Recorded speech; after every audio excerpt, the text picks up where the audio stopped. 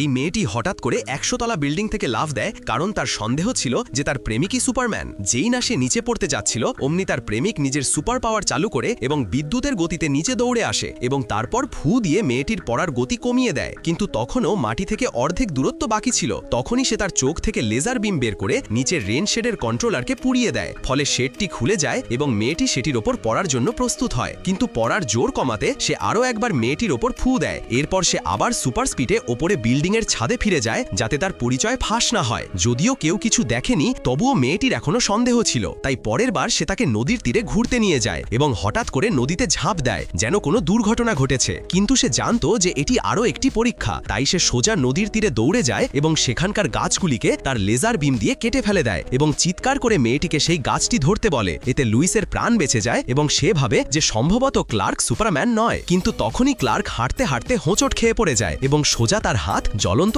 আগুনে রেখে দেয়। ভয়ে লুইস সঙ্গে সঙ্গে তার দিকে ছুটে যায়, কিন্তু যখন দেখে যে ক্লার্কের হাতের কিছুই হয়নি, তখন সে অবাক হয়ে যায়। এখন তার সন্দেহ আবার নিশ্চিত হয়। পরের দিন সে শেষ পরীক্ষাটি করে। সে ক্লার্কের দিকে সরাসরি গুলি চালায়, কিন্তু গুলি লাগার পরেও যখন তার গায়ে একটা আঁচড়ও পড়েনি, তখন ক্লার্ককে সবকিছু বলতেই হয়। সে হাসে এবং বলে, হ্যাঁ, আমিই সুপারম্যান। এরপর সে লুইসকে নিয়ে সারা পৃথিবী ভ্রমণে বেরিয়ে পড়ে।